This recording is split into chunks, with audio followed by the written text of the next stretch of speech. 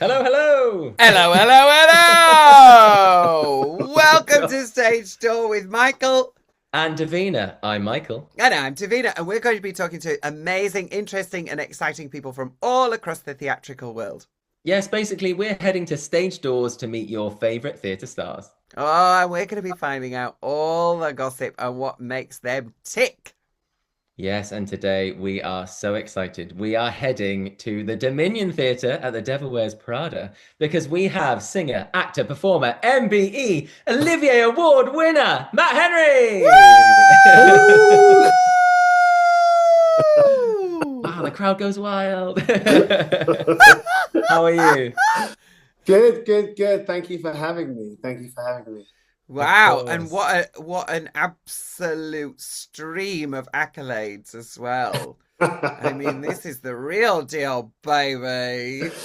It's been working for a very long time, so it's been a while. It's been a while, but it's good. Well, we are really, really excited to get to chat to you, and there's so much to get stuck into. But first, take us right back to the beginning. What was life like for little Matt, and how did you get into performing? Oh wow. What was life like for little Matt? So I was never ever really into performing when I was little. I was not that kid that kind of did the shows and in the living room at all.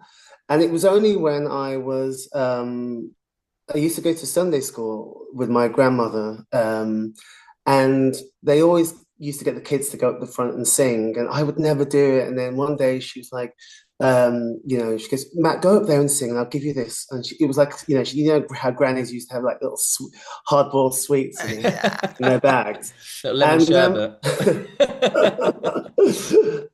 so yeah, and I went up there and I sang this song, and like it was just the church were like, "What? This kid can sing," and I thought, and I just loved it. I enjoyed it, and then I started to listen to, I was listening to lots of Whitney at the time as well. Closetly listening to Whitney and Mariah and trying to do all the and I just fell in love with singing, and I didn't really know that you could do it as like a performative thing. But it was just more like the feeling I got singing, and it grew and it grew, and I kind of when I got into college and stuff, again, I didn't pursue drama, but kind of drama found me, and that's not just the drama at school, but Not personal dramas. not personal dramas, but they did find me at school as well. Um, but it was like kind of, and I just kind of fell in love with the fact that you could perform and you kind of moved people and people felt something and you felt elated and this kind of joy that came with it. And I just followed that stream. But my mom was very much against me performing. She had this vision for me. She wanted me to be a social worker. So every time I kept saying, "Oh, I want to take A-level performing arts," she'd be like, "And history and sociology," and I was like, "Yeah, yeah."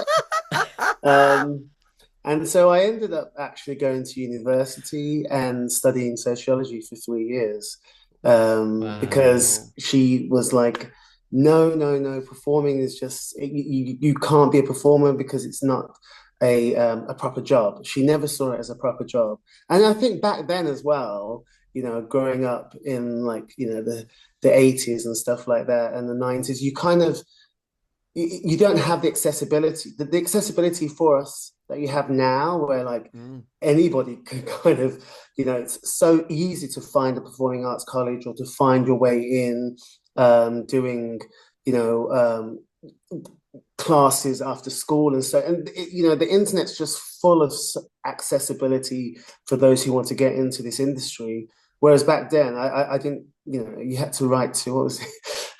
Gordon the Gopher and Philip Schofield in the green cupboard, and hi, I would like to do, shadow Andy Peters, and Oh my showing gosh. my But now, age. obviously, you've performed all over the stage and screen. Was there a moment then that you realized that you could make a career out of this? Like, was there that moment where you said, look, mum, actually, I can do this. I don't need that degree anymore. Do you know what it was? There was, and funny enough, I bumped into a guy. I went to see a performance the other night, and I bumped into a guy that I hadn't seen for 30 years, and that tells you how old I am. And 31.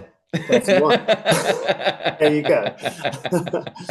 But we met in 1997. I auditioned for the Prince's Trust, and that, at the time, the Prince's Trust was it was a relatively becoming a new thing, and they took 25 performers or creatives from the UK and flew us to South Africa for 2 weeks as a part of the Two Nations concert at Johannesburg Stadium. And so we were performing alongside, like, the very hot, Spice Girls at the time, and there was Billy Ocean, and there was Omar. There were fantastic South African performers as well.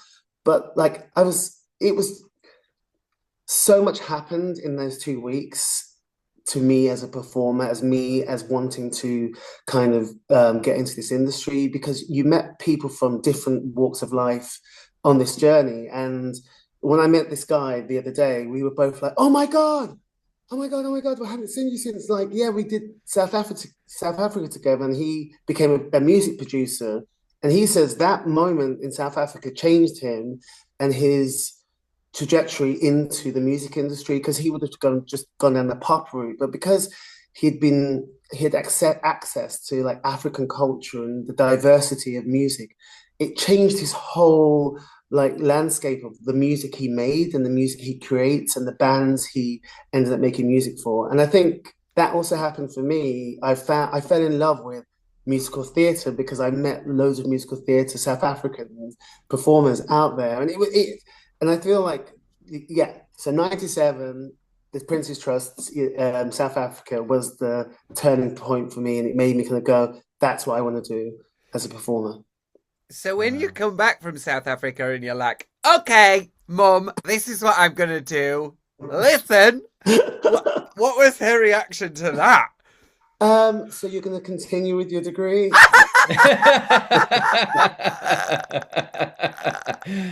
Yes, Mum. Yes, Mother. Yes. Correct. Yeah. I will. Yeah. Well, but you've been incredibly successful. So you finish your degree, and then basically you've worked consistently for 10, 15 years. You're in any show and every show going, you're in it. And then in 2013, you auditioned for The Voice, which, for anybody who's in the industry, you're like, you're already, like, doing the thing. So why have you decided to take because, TV talent shows are an enormous risk. Yes. They can either... We've all been on one. We've all been on one. Let me tell you. Oh, it's gonna get you. So it can either be incredibly helpful or it can be really detrimental. So what was it that spurred you on to take that risk? My husband. Ah. I didn't realize that he had put me up for The Voice, and I got an email saying, thank you, Mr. Henry, for applying for The Voice. And I called him at work and I said, oh my God, babe, hey, I've got an email from The Voice. Like, what? And he was like, yes, I think you should do it. And I was like, no, I'm not, how dare you do that? And I went off on him. And then, like, he talked me round. I went in and I spoke to the producers, and I was like, I spoke to them, like, I told them frankly, like, I don't believe in this, like, what? And I guess the producers, they were really lovely and they were really open. They were like, what have you got to lose? And I was like, not much, really, because, in this industry, either it breaks you, it makes you, you get back up, you start again. We are such phoenixes, like, even when it's going wrong and people write us off, all of a sudden, next thing you know, we're rising again and we're in the next big show, or we're doing something fantastic. And they said, and I just was like, yeah, actually, what have I got to lose? And if I fall, what happens if I fly, if I fall? It was all these things that kind of came to me. And so, yeah, I went in and I sang for this music producer there, and they were like, yeah. I like your voice. And I was like, thank you. And then we just kind of, yeah, just the show took off, and I found myself in this kind of wheel of performing and getting onto Saturday Night Live television, and that was in itself was like an amazing experience because I kind of felt that I took my theatre training into that experience. Because sometimes if you make things too big, you can become overwhelmed by the whole Mm. thing. But if you just treat it as I'm getting up, I'm going into the theatre, and I'm going to sing a song, and there may be a camera in front of me and there's an audience, but you're just performing. And that's how I kind of got through the voice. And that's how it was easy for me, I think. Yeah, I think Amazing. that's really good advice as well, to just treat it as, if you are a performer, you just treat it as another job. Like, Yeah. this is just another job. I just got to go in and do the thing Mm. and be the thing. And it worked out, right? Because obviously, some people, the fear is you go on and no one turns, but you got to the finals. Thank So you. it's like, Thanks, Michael. oh, Thanks a lot for that. Thank you. Go on.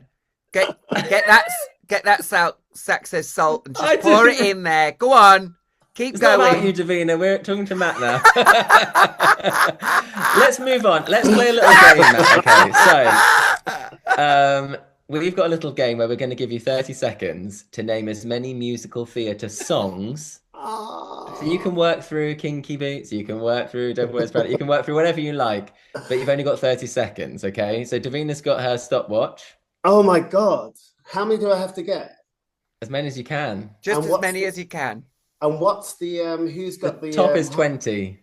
who's got the highest score? Well, I'm not sure. Basically, we used to do it with musical theatre shows, Mm. and Oscar Conlon Murray was the top, closely followed by Joel Montague.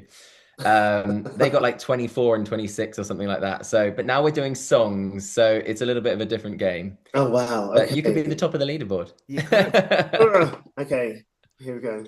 Go on, Davina. Ready, steady, go. The Circle of Life, Akuna Matata. I just can't wait to be king. Be prepared. Kinky Boots. Oh my God. Hold Me in Your Heart. Not My Father's Son. Everybody say yes. Raise You Up. Scene. The Devil Wears Prada. Avenue Q. Everyone's a little bit racist. The internet's for porn. I wish I could go back to college. Fine, fine line. You can be as loud as the hell you want. Done. Oh, That's really 17! good. That's fantastic. I think that might be the top. I was Yeah. just throwing you off with 20. That was really hard. But you did it in a smart way. You were like, okay, let me find the show and let me name as many songs. Yeah, I Let love me go. that. Act one. That's good. I'm glad you could see how my brain was I working. love that you started with like Hakuna Matata. What was it? I just love that. Oh Oh my gosh. God. That was great. That was really, really good.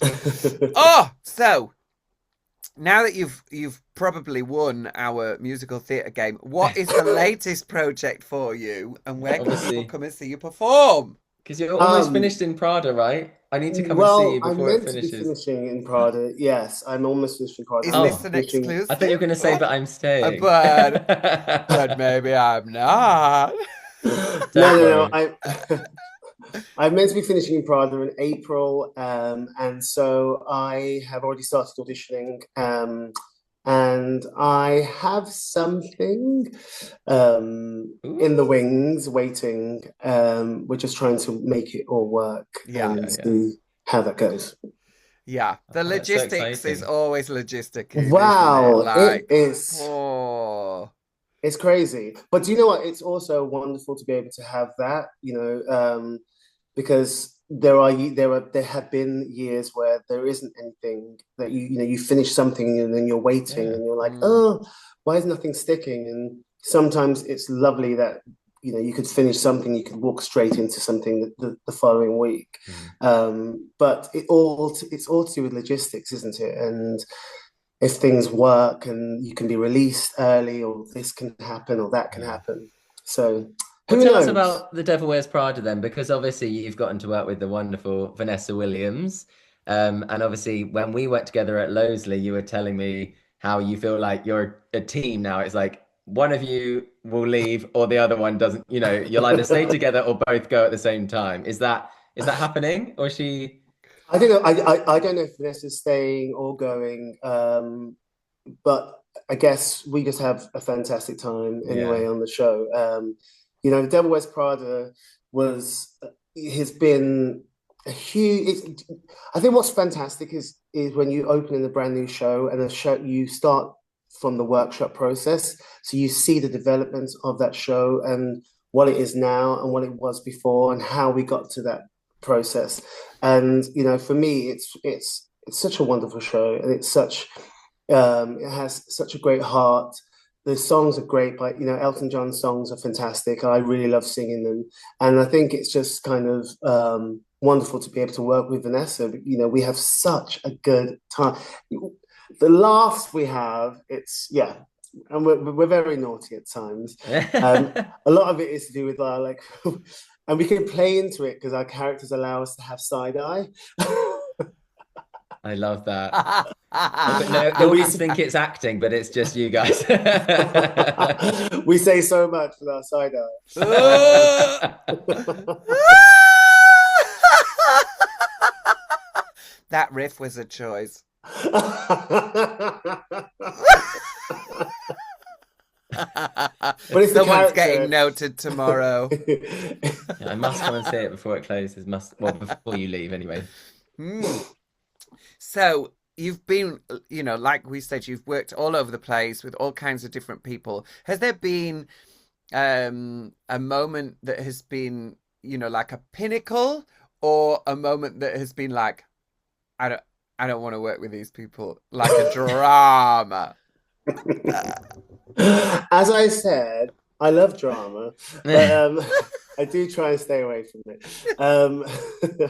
But no, I mean, one of the most poignant moments I think in my career was doing Kinky Boots, and I think it was because it kind of mirrored what was happening at the time in my life with my relationship with my father, and it wasn't in the best place, and so I didn't realize how much that show allowed me to kind of heal and to really connect with young Matt, who was kind of very closeted at the time and didn't really know who he was, and then coming into being openly gay and accepting who I was at that time as well, and also not having a male role model or having a father figure to kind of ask questions to, or ask for help or guidance, and I think Kinky Boots really allowed me to find me. And I think what people saw was when they came was they were really seeing me. They weren't seeing Simon or You were Lola. I think phenomenal. it was Sorry. very close. We were our lives, Simon and Matt Henry's lives were very, very close. And then there was one night I was singing Not My Father's Son, and I looked past Killian, and I saw a guy sat on the fourth row in a little trilby hat, and it was my dad. And he came to see the show with his wife, and he was sat there. And as I was singing, I just felt this surge of emotion come over me, and it was a moment. It was a moment. And he came backstage at the end, and he said to me, well done. And we went for food after, and we talked and talked and talked. And it was that conversation that I desperately wanted to have when I was 18.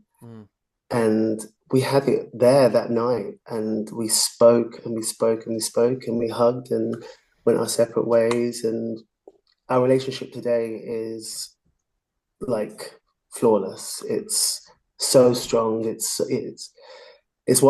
everything that you'd want it to be, and I'm very happy. So Kinky Boots was very, very important to me in my life.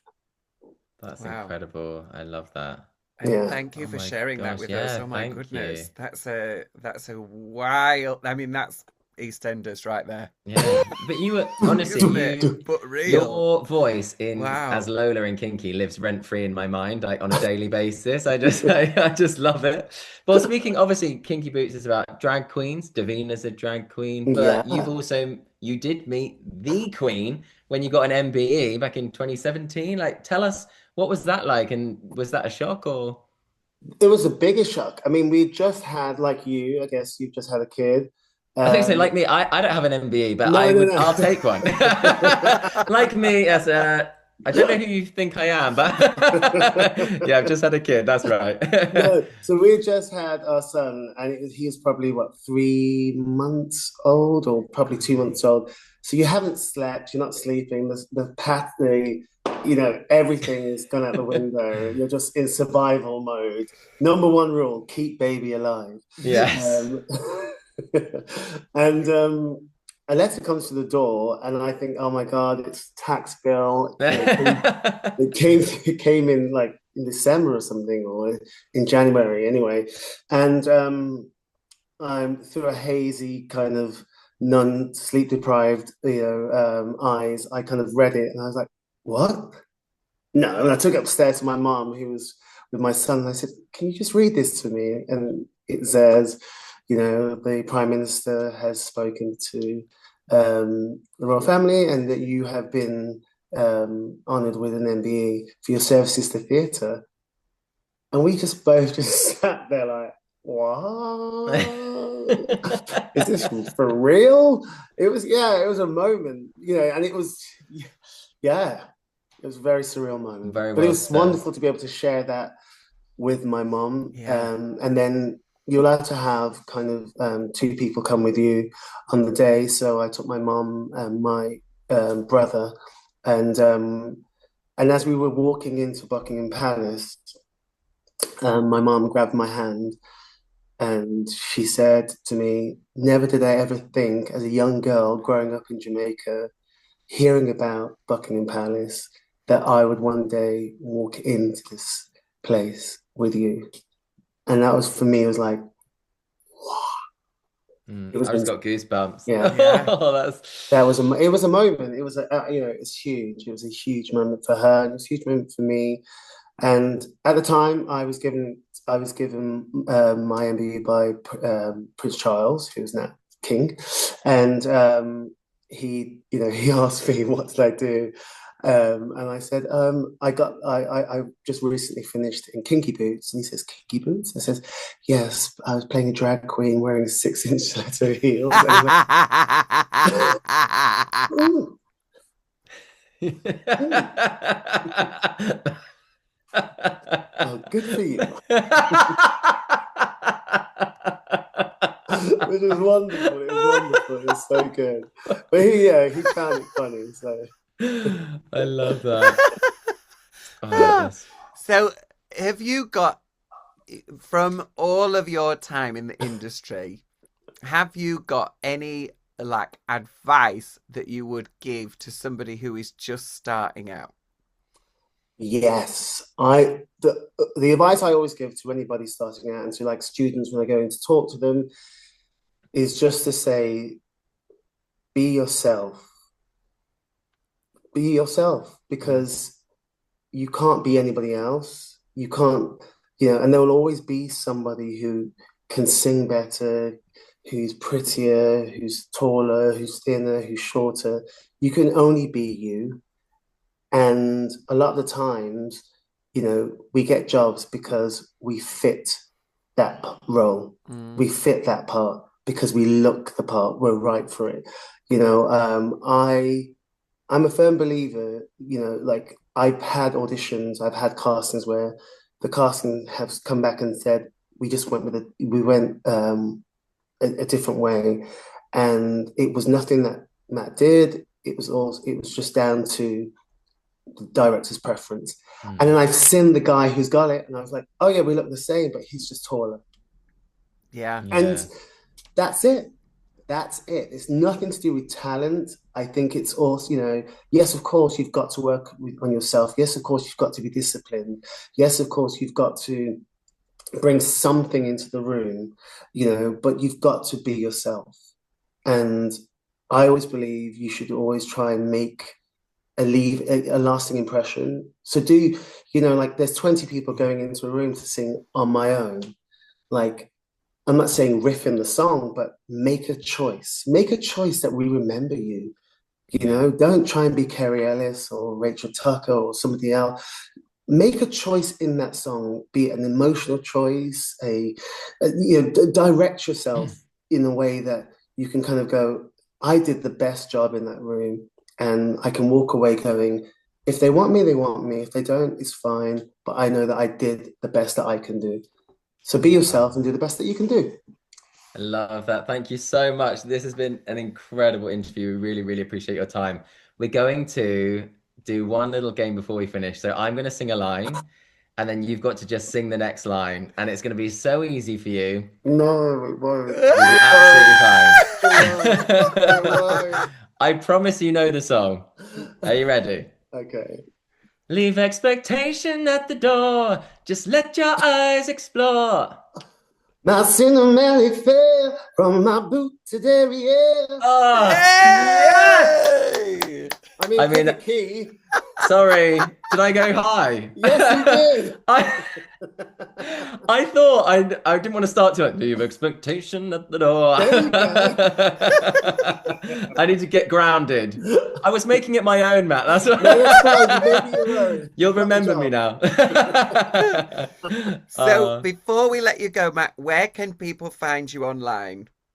Oh, they can find me on Instagram at Mr. Matt Henry, and that's all I use really is my Instagram. Amazing. But yeah, or they can Amazing. look at the. I'm doing a thing called the Actors House as well, providing affordable accommodation for actors touring in the UK, and we're opening our first one in Bradford, and we're here to support anybody from the LGBT community, people of color, people, vulnerable performers, disability, people with disabilities who kind of find it really hard to find proper accommodation that can accommodate them. And so, yeah, we're really working to change how people tour and to support everyone whilst they're doing that. Amazing. Amazing. Thank you so much, darling. Thank you, guys. See you soon. Bye. Take care. Bye.